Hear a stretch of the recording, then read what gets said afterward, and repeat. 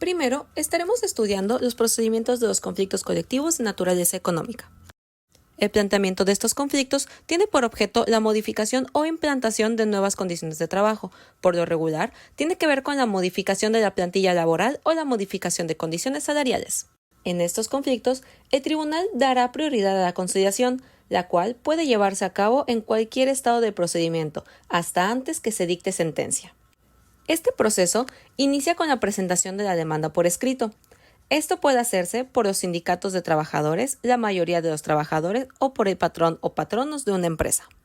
Al presentar la demanda, esta debe contener nombre y domicilio del que promueve, documentos que acrediten su personalidad para promover, hechos y causas que dieron origen al conflicto y deben expresar claramente sus pretensiones. Asimismo, la demanda deberá ser acompañada con documentación y peritaje que compruebe la situación económica de la empresa, la relación de los trabajadores indicando nombres, puestos, salario y antigüedad de cada uno, pruebas para las pretensiones y copias y anexos para las contrapartes.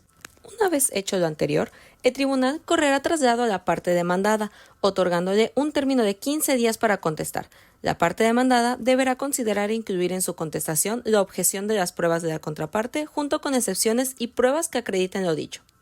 Después de la contestación, se da vista a la parte actora y se da un término de 5 días para que manifieste lo que corresponda.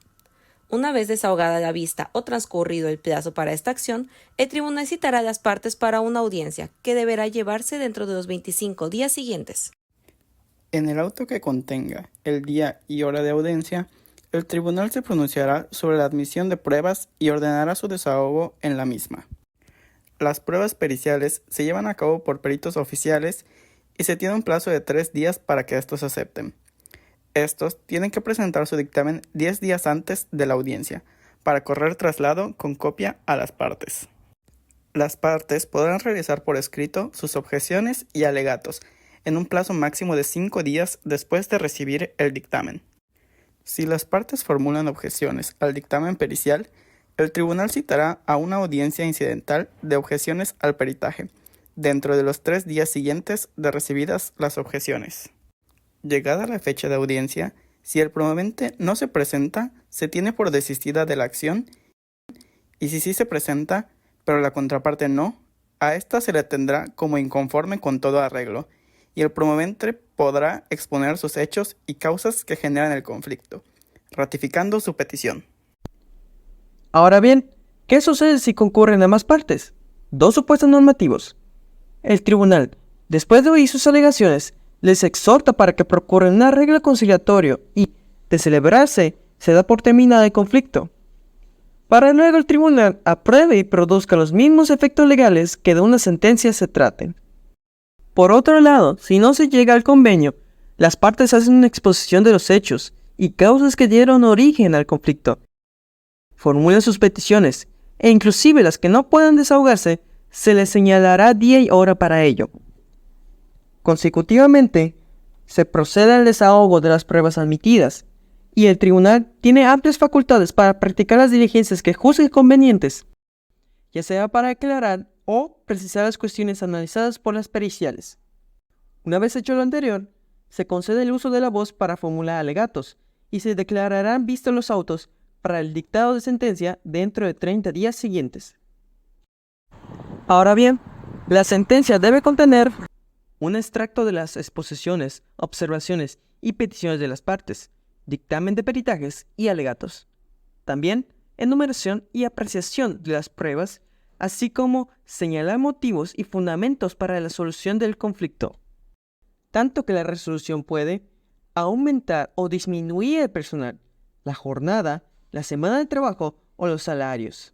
Además, en general, modificar las condiciones de trabajo de la empresa o establecimiento, sin que en ningún caso pueda reducir los derechos mínimos consignados con la finalidad de conseguir el equilibrio y la justicia social en las relaciones entre los trabajadores y patrones. Ahora estaremos analizando el procedimiento de huelga. La huelga es la suspensión temporal del trabajo llevada a cabo por una coalición de trabajadores. Los sindicatos son coaliciones permanentes y la huelga debe limitarse a la suspensión del trabajo. El procedimiento de huelga comienza con la presentación del pliego de peticiones, que deberá reunir los siguientes requisitos: Primero, se dirigirá por escrito al patrón. Se formularán peticiones anunciando el propósito de ir a la huelga si no son satisfechas. Expresarán concretamente el objeto de la misma. Además, señalarán el día y la hora en que se suspenderán las labores o el término de prehuelga. Segundo, se presentará por duplicado al tribunal competente. Tercero, el aviso para la suspensión de las labores deberá darse mínimo con 6 días de anticipación a la fecha señalada para suspender el trabajo y con 10 días de anticipación cuando se trate de servicios públicos. El término se contará a partir del día y hora en que el patrón quede notificado. Se entiende por servicios públicos los de comunicaciones, transportes, luz, energía, gas, sanitarios, hospitales, alimentación, entre otros. No se dará trámite al escrito de emplazamiento de huelga cuando éste no sea formulado correctamente o sea presentado por un sindicato que no sea el titular del contrato colectivo de trabajo o el administrador del contrato de ley. Cuando se pretende exigir la firma de un contrato colectivo, a pesar de existir uno ante el Centro Federal de Conciliación y Registro Laboral, salvo que no se haya revisado en los últimos 4 años. Cuando el procedimiento de huelga tenga por objeto obtener del patrón o patrones la celebración del contrato colectivo de trabajo, se deberá anexar al emplazamiento a huelga la constancia de representatividad expedida por el Centro Federal de Conciliación y Registro Laboral.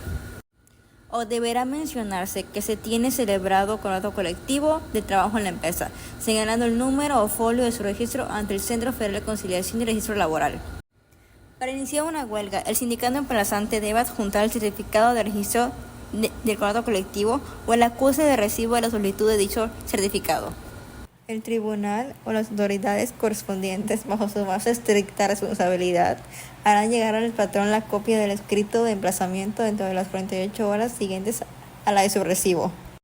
Dentro de las 24 horas siguientes a la que sea presentado el emplazamiento a huelga, el tribunal o las autoridades correspondientes notificarán al Centro de Conciliación competente para que intervenga durante el periodo de prehuelga, a fin de avenir a las partes. Este tendrá facultad de citarlas dentro del periodo de prehuelga para negociar y celebrar prácticas conciliatorias. El patrón, dentro de las 48 horas siguientes a la de la notificación, deberá presentar su contestación por escrito ante el tribunal. A partir de la notificación del pliego de peticiones, deberá suspenderse toda ejecución de sentencia contra la empresa. Tampoco deberán practicarse otras diligencias que atenten contra la empresa o establecimiento, excepto cuando se trate de asegurar los derechos del trabajador, las cuotas al IMSS, aportaciones al Infonavit y otros créditos fiscales. El tribunal citará a las partes a una audiencia de conciliación que se celebrará dentro del periodo de prehuelga, en la que podrá intervenir el conciliador del centro de conciliación competente para procurar avenirlas. La audiencia de conciliación seguirá las siguientes normas. Si el patrón opone la excepción de falta de personalidad, el tribunal resolverá previamente esta situación y si no es procedente se continuará con la audiencia. Si los trabajadores no concurran a la audiencia de conciliación, no correrá el término para la suspensión de las labores. El tribunal podrá emplear los medios de apremio para obligar al patrón a que concurra a la audiencia de conciliación. No se suspenderán por la audiencia de conciliación ni por la rebeldía del patrón para concurrir a ella. Si el conflicto llega a la decisión del tribunal, se aplicará el procedimiento ordinario o para conflictos de naturaleza económica según el caso. El patrón podrá ejercer este derecho solo después de 60 días de huelga. Si el tribunal responsabiliza al patrón, deberá cumplir con lo solicitado por los trabajadores y pagar los salarios de los días de huelga. Los procedimientos de huelga se rigen bajo las siguientes normas. 1. Las notificaciones surtirán efectos desde el día y hora en que queden hechas. 2. Todos los días y horas serán hábiles. El tribunal tendrá guardias permanentes. 3. No serán denunciables tanto el tribunal como el conciliador del centro de conciliación, ni se admitirán más incidentes que el de la falta de personalidad. Y 4. No podrán promoverse cuestión alguna de competencia. Los trabajadores y los patrones o terceros interesados podrán solicitar del tribunal dentro de las 72 horas siguientes a la suspensión del trabajo se declare la inexistencia de la huelga. En este procedimiento, la solicitud para que se declare la inexistencia de la huelga se presentará por escrito, acompañada de una copia para cada una de las partes. El tribunal correrá traslado de la solicitud con sus anexos y oirá a las partes en una audiencia de calificación de la huelga. Las pruebas deberán referirse a las causas de inexistencia. Las pruebas se rendirán en la audiencia de calificación de la huelga, y dentro de las 24 horas siguientes, el tribunal resolverá sobre la existencia o inexistencia del estado legal de la huelga.